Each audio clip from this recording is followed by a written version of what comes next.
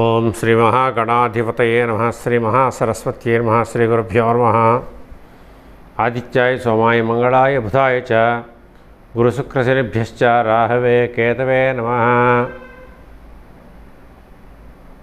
ఈరోజు పంచాంగ శ్రవణం చేసే ముందు మనం అందరం కూడా ఈరోజు మన దైనందిన కార్యక్రమాల్లో అన్ని విధాలుగా కూడా విజయం సాధించాలని కోరుతూ ఈ పంచాంగ శ్రవణం మొదలు పెడుతున్నాను. ముఖ్యంగా పంచాంగ శ్రవణం చేస్తే ఆయుష్ వృద్ధి అవుతుందిట, ధనధాన్యాలు సమకూరుతాయి, కోరికలు తీరుతాయి. పంచాంగ శ్రవణంలో ఉండే ముఖ్యమైన విషయం ఇది. పంచాంగ శ్రవణం అందరూ చేయాలి. అంటే పంచాంగం అందరూ వినాలి, పంచాంగం చూడాలి లేదా వినాలి. చూడండి, ముఖ్యంగా పంచాంగము చదవగలిగి అర్థం చేసుకునేవాళ్ళంటే పంచాంగం తీసుకుని రోజు చదువుకోవచ్చు. ఇవాళ తిథి ఏమిటి, వారం ఏమిటి, నక్షత్రం ఏమిటి, యోగం ఏమిటి, కరణం ఏమిటి, ఇవన్నీ తెలుసుకుని ఈరోజు మనం ముఖ్యమైన కార్యక్రమాలు మొదలుపెట్టడానికి ఏది మంచి సమయమో తెలుసుకోవచ్చు. వర్జ్యము, దుర్ముహూర్తం ఇట్లాంటివి తెలుసుకుని మంచి హోర చూసుకుని, కుదిరితే ఇంకా మంచి లగ్నం కూడా చూసుకుని ఈ విధంగా చూసుకోవాలి. మన తెలుగు రాష్ట్రాల్లో రాహుకాలం అనేది పాటించే అలవాట్లేదు కాబట్టి రాహుకాలం గురించి ఆలోచించాల్సిన పని లేదు. రాహుకాలము, గుళిక కాలము ఇట్లాంటివి పట్టించుకోవాల్సిన అవసరం లేదు. ముఖ్యంగా ఈరోజు క్రోధినామ సంవత్సరము, దక్షిణాయనము, గ్రీష్మ ఋతువు, ఆషాఢమాసం. ఈరోజు తిథి షష్ఠి, రాత్రి 11:32 వరకు ఉంది. శుక్రవారం అయింది.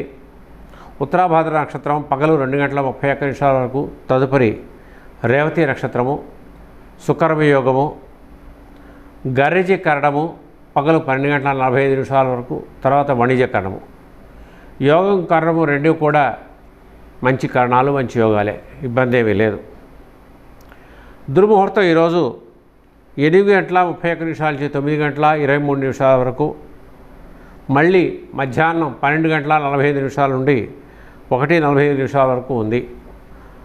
వర్జ్యం వచ్చేసి రాత్రి 1:46 నుండి 3:16 వరకు వర్జ్యం ఉంది.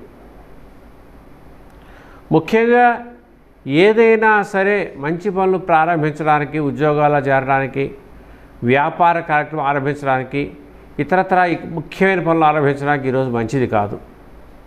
ఎందుకంటే షష్ఠి తిథి ఉంది కాబట్టి ఈ రోజున మంచిది కాదు.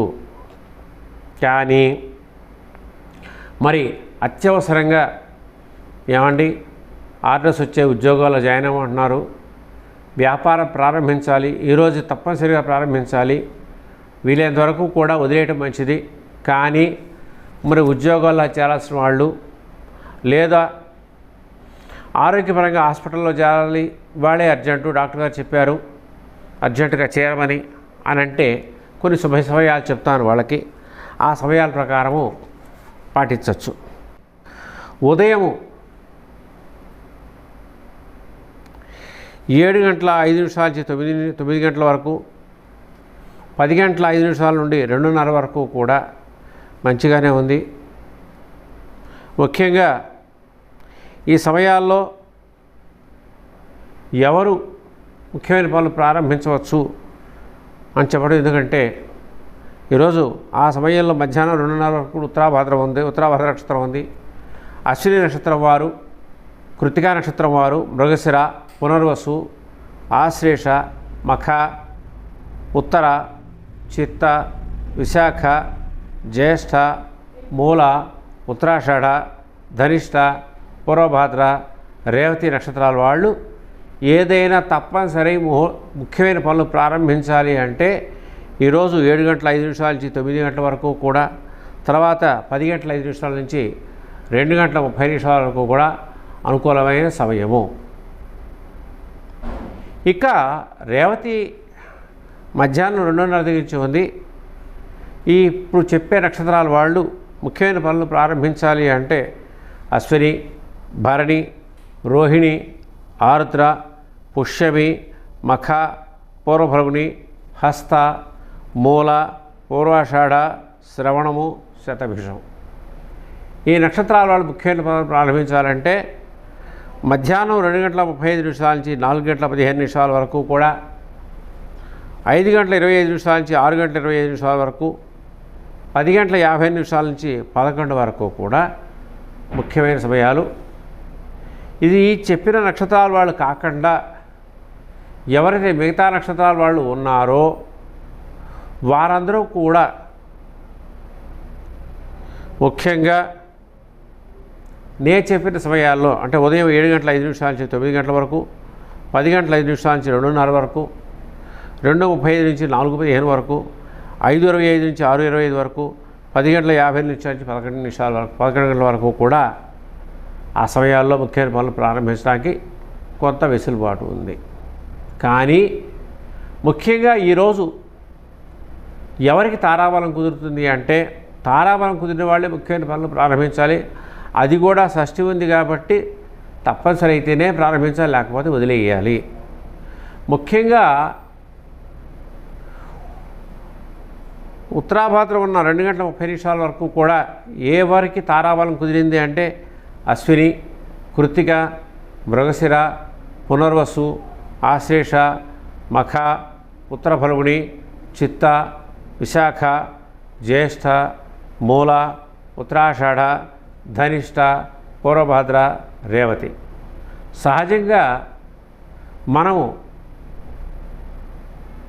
పుబ్బ, ఉత్తర అని చెప్తూ ఉంటాం.